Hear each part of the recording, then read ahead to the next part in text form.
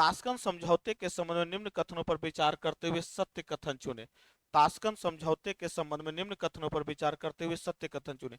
1966 में भारत तथा पाकिस्तान के बीच संपन्न हुआ, बात सही है, 1966 में संपन्न हुआ था ताशकंद समझौता।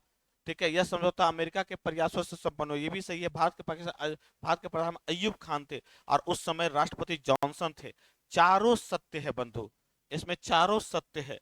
क्लियर, तो ये ध्यान रखिएगा। हाँ, हालांकि ताशकंद समझौता असफल हो गया, क्योंकि आप हम लोग जानते हैं कि ताशकंद समझौता है जो हमारे पूर्व प्रधानमंत्री जिन्हें गुदरी का लाल कहा जाता था, उनका देहांत हो गया था।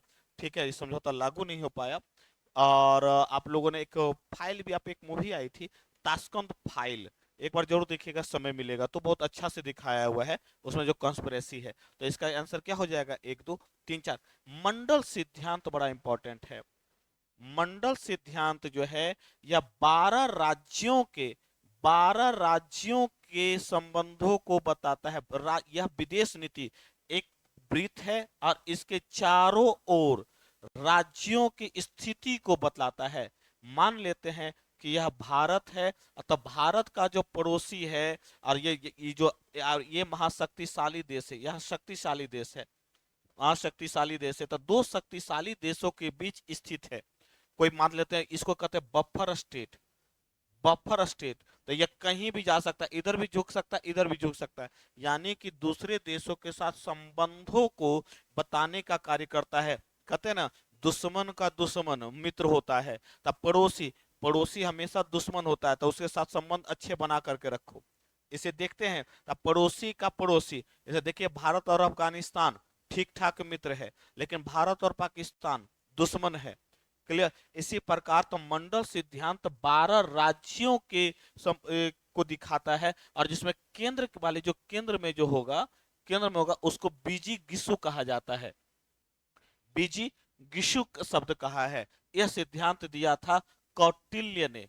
यह जो सिद्धांत दिया था कौटिल्य ने दिया था। तो कहेगा कितने राज्य शामिल हैं, तो 12 राज्य। तो बाहर अब कहेगा कैसे, तो आप कहते हैं ना कि भारत पड़ोसी का पड़ोसी, ठीक है, तो पड़ोसी का पड़ोसी आपका मित्र, लेकिन पड़ोसी आपका दुश्मन, उसका पड़ोसी तो किसी भी तरफ झुक सकता है। तो इसको एक सर्कल बनाया गया है 12 राज्यों के संबंधों को, इसीलिए यह इसके, आप इसको कहते हैं वृत्त है, मंडल। क्लियर, तो इसको किसने दिया था, तो कौटिल्य ने दिया था मंडल सिद्धांत, और आज भी बड़ा चर्चा में रहता है, यह हमेशा चर्चा में रहेगा। ठीक है, पंचशील समझौता किन प्रधानमंत्री के बीच संपादित, चाउ एन लाई के बीच संपादित हुआ, नेहरू तथा चाउ एन लाई के बीच संपादित हुआ था पंचशील समझौता। ठीक है, भारतीय विदेश मंत्रियों के काल क्रमानुसार, भारतीय विदेश मंत्रियों के काल क्रमानुसार कौन सा है, तो सबसे पहले आप देखिएगा, तो अटल बिहारी वाजपेयी के दौर में जसवंत सिंह बने थे, बाद में यशवंत सिंह बने, फिर नटवर सिंह बना, कुछ समय के लिए मनमोहन सिंह भी रहे, कुछ समय के लिए मनमोहन सिंह भी रहे थे। तो ये चारों सत्य है जी, ये चारों सत्य है। क्लियर, यानी कि ए ऑप्शन सही हो जाएगा, 1 2 3 4, यानी कि यशवंत सिंह, नटवर सिंह और मनमोहन सिंह। मनमोहन, अच्छा यहाँ पर करा सही मिलान नहीं है। मनमोहन सिंह, मनमोहन सिंह के साथ ही भारत और अमेरिका के बीच परमाणु समझौता 2008 में हुआ था, और उस समय थे बराक ओबामा, उस समय थे बराक ओबामा। इंदिरा गांधी नहीं, ये समझौता हुआ था नेहरू के साथ, नेहरू और चाई एन लाई के साथ हुआ था। परमाणु नीति घोषणा अटल बिहारी वाजपेयी ने किया है, तो यह हुआ था नेहरू के साथ, तो ये आंसर ये वाला हो जाएगा, यानी कि बी हो जाएगा, नहीं बोल रहा है। क्लियर होता जा रहा है, ठीक है, चलिए आगे आइए। गुजराल डॉक्ट्रिन से संबंधित कथन है, गुजराल डॉक्ट्रिन से संबंधित, इसका प्रतिपादन विदेश मंत्री इंद्र कुमार गुजराल ने किया था।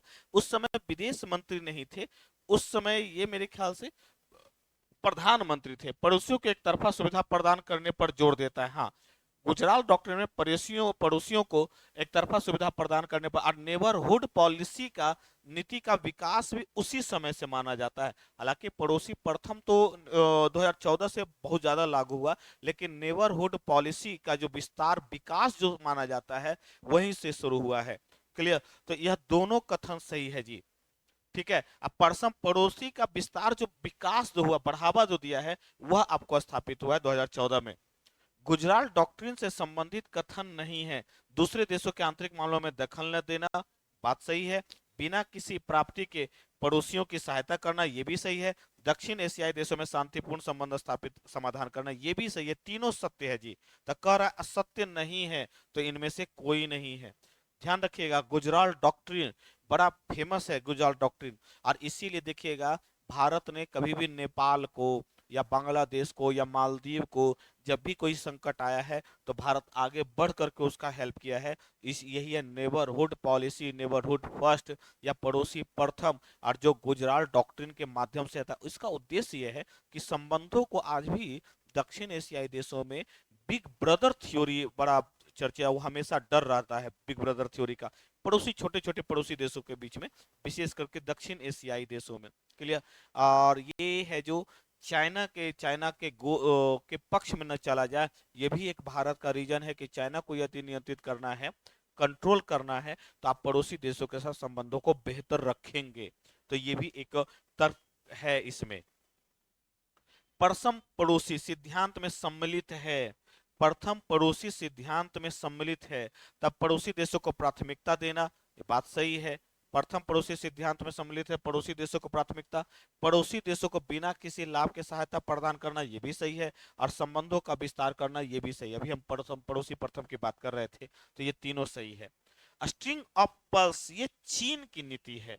स्ट्रिंग ऑफ पर्ल्स चीन की नीति है। वो भारत को घेरने के लिए यह नीति लाया है। कभी ग्वादर बंदर का, मटोटा बंदर का, म्यांमार को सैन्य सहायता देना, बांग्लादेश पर, इधर नेपाल को सहायता देना, अपने पक्ष में भूटान को तो इसे भारत को घेरने के लिए नीति लाया था। इसको स्ट्रिंग ऑफ पर्ल्स कहलाता है। तो यह भारत को घेरने का संबंध है। तो चीन को घेरने से नहीं, भारत को घेरने से।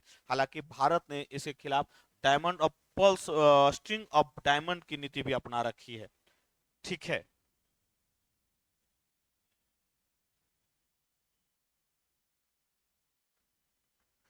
पड़ोसी प्रथम नीति किस प्रधानमंत्री काल में शुरू हुआ? पड़ोसी प्रथम नीति किस प्रधानमंत्री काल में शुरू हुआ? तो प्रधानमंत्री नरेंद्र मोदी साहब के काल में शुरू हुआ था। किस प्रधानमंत्रित्व काल में शुरू? एक बार ना, मुझे यहाँ पर थोड़ा सा गुजराल साहब भी हैं, तो क्योंकि उन्होंने भी तो नेबरहुड पॉलिसी को बढ़ाने में बढ़ावा दिया था और कहा था कि पड़ोसी देशों के साथ डॉक्ट्रिन पॉलिसी को। तो थोड़ा सा मुझे यहाँ पर कंफ्यूजन हो रहा है। एक बार देख लीजिएगा इस क्वेश्चन को, 840 नंबर वाले क्वेश्चन को, कि किसके काल में। डायरेक्ट क्वेश्चन से एक बार देख लीजिएगा। एक्ट ईस्ट नीति, एक्ट ईस्ट पॉलिसी याद रखिएगा। एक है ईस्ट पॉलिसी, एक है ईस्ट पॉलिसी और एक है act east policy. Act east policy, east policy में मतलब है पूर्वी देशों के साथ, पूर्वी देशों के साथ संबंध। और एक्ट ईस्ट पॉलिसी का मतलब है पूर्वी तथा दक्षिणी एशियाई देशों के, दक्षिण पूर्वी, पूर्वी तो देश है ही, तथा दक्षिण पूर्वी एशियाई देशों के साथ संबंध। यानी कि आप पूर्वी देशों के साथ साथ दक्षिण आसियान देशों के साथ भी संबंधों को बढ़ावा देने पर जोर देता है। तो यह एक्ट ईस्ट पॉलिसी पूछ रहा है, तो आसियान देशों के साथ संबंधों को भी बढ़ावा देता है। यह आसियान देशों के साथ साथ पूर्वी एशियाई देशों के साथ संबंधों को बढ़ावा देता है। और 5C फॉरेन पॉलिसी का 5 भाग है जी, 5 टाइप है। कनेक्टिविटी, कॉमर्स, कल्चर, है ना। ठीक है, ये इस तरीके से 5 है। 5C पर आधारित है हमारा फॉरेन पॉलिसी, और ये 5C पर आधारित है। तो इसको जरूर देखिएगा। तो आंसर क्या हो जाएगा? से तात्पर्य है, आंसर तात्पर्य है, तो कह रहा है कि आसियान देशों के साथ संबंधों को बढ़ावा देता है। तो आसियान देश तो है ही नहीं, कह रहा क्या पूर्वी तथा दक्षिण पूर्वी एशियाई देश ना हो जाएगा? पूर्वी तथा दक्षिण पूर्वी एशियाई देश, तो इसका एक्चुअली आंसर क्या हो जाएगा? बी हो जाएगा। एक्ट ईस्ट पॉलिसी 5 देशों पर नहीं, एक्ट विदेश नीति 5C पर आधारित है। विदेश नीति आधारित है 5C पर, एक्ट ईस्ट आधारित नहीं है। क्लियर। तो आपका क्या हो जाएगा? तो यह आसियान तथा पूर्वी एशियाई देशों के साथ संबंधों को बढ़ावा देता है, इसलिए इसका आंसर क्या हो जाएगा? बी हो जाएगा।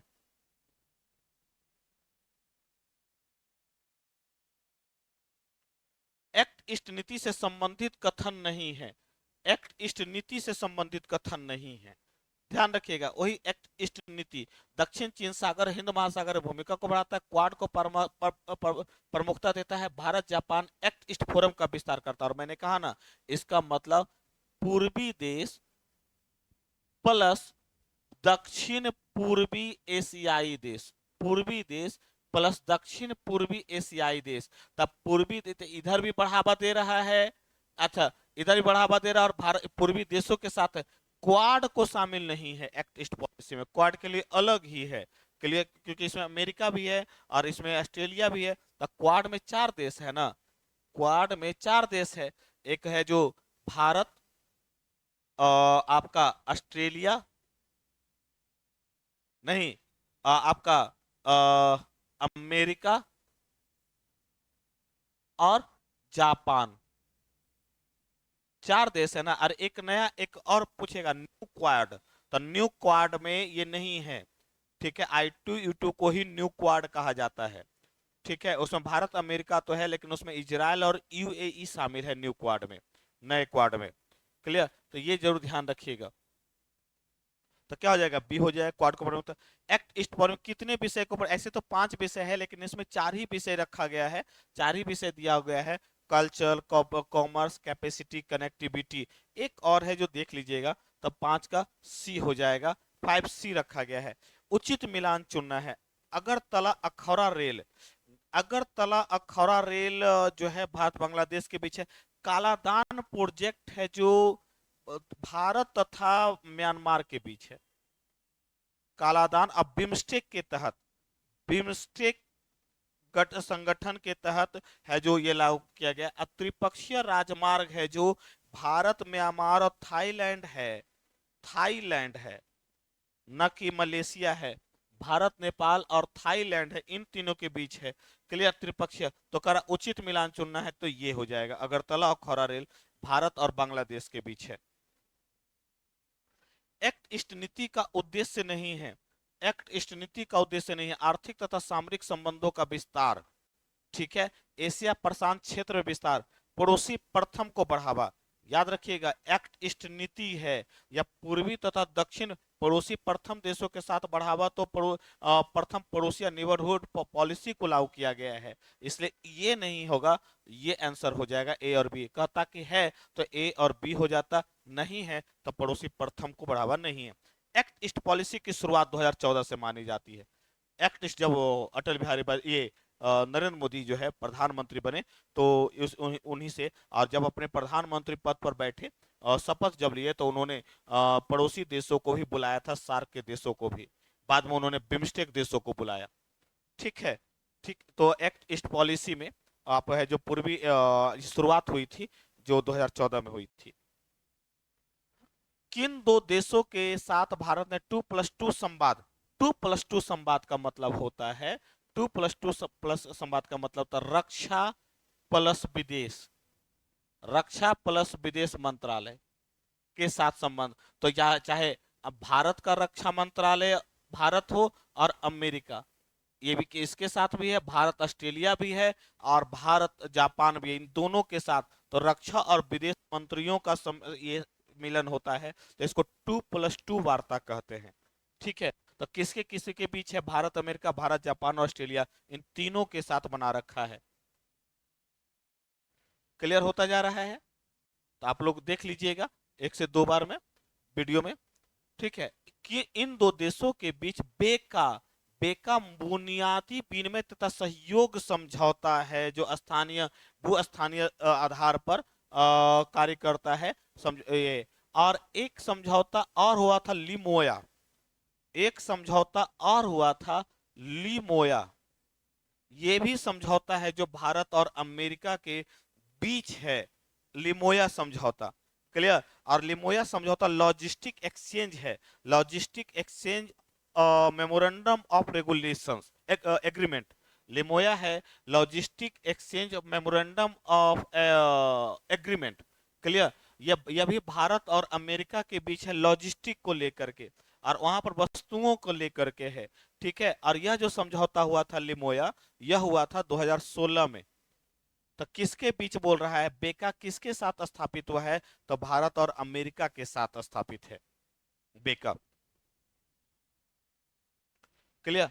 भारत के लिए इंडो पैसिफिक क्षेत्र का महत्व, भारत के लिए इंडो पैसिफिक यानी कि हिंद प्रशांत क्षेत्र का महत्व है चीन को प्रतिसंतुलित करने में, बात सही है। और इसीलिए क्वाड, इसीलिए आप देखिएगा आईपीईएफ, ठीक है, Indo Pacific economic forum, IPEF का भी भारत है जो सदस्य है, ठीक है, आर्थिक महाशक्ति बनने में, क्योंकि बहुत बड़ा व्यापार का क्षेत्र है इंडो पैसिफिक, और सुरक्षा की अवधारणा को विस्तारित करने में, क्योंकि भारत का तटीय क्षेत्र जुड़ा हुआ है आपका हिंद महासागर से, ठीक है। तो ये तीनों से संबंधित है, महत्व है तो तीनों से संबंधित है, तो एक से अधिक हो जाएगा।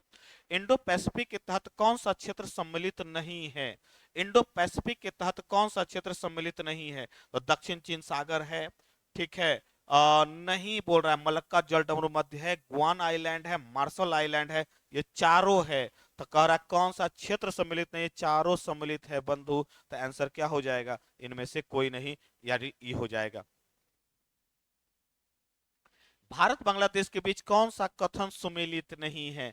यह दक्षिण पूर्वी एशियाई के साथ व्यापार का लिए रास्ता प्रदान करता। अच्छा, भारत का जो है तो इस तरफ स्थित है, और याद रखिएगा हाल ही में बांग्लादेश ने चाबहार बंदरगाह को कहा है कि भारत इसका प्रयोग करे, चाबहार बंदरगाह को, ताकि भारत जो है यह आप जा सकता है पूर्वी क्षेत्रों तक, यानी कि भारत के पूर्वी जो राज्य हैं वहां तक बेहतर से कनेक्टिविटी को बढ़ा सकता है।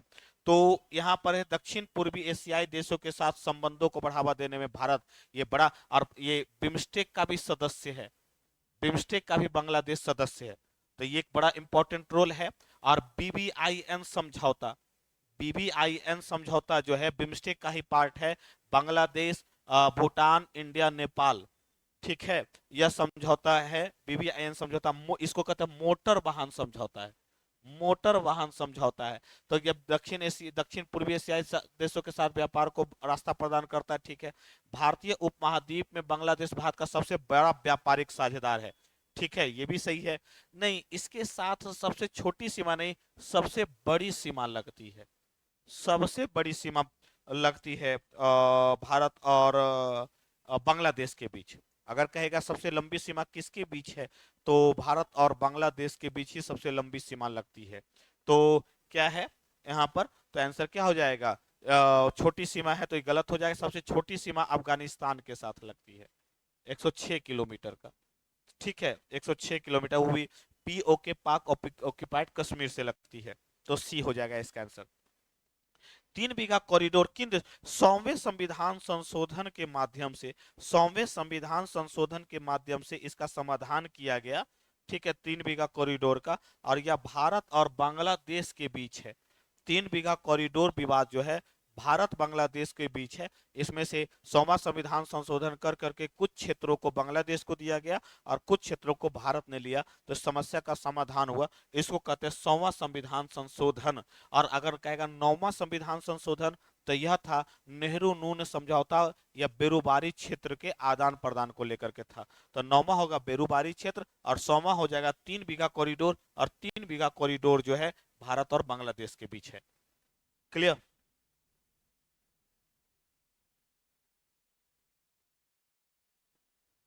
चलिए आगे आते हैं।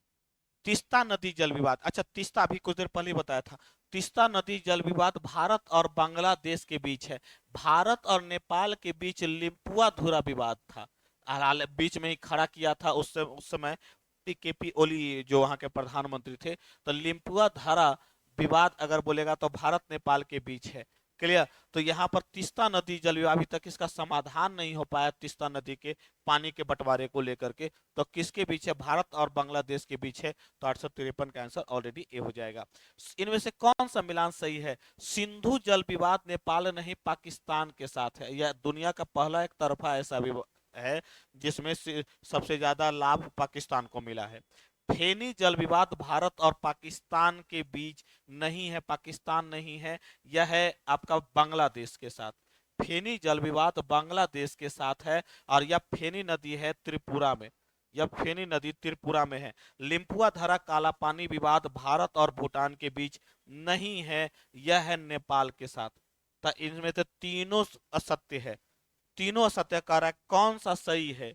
तो इसका आंसर ई हो जाएगा, इनमें से कोई नहीं। क्लियर हो गया?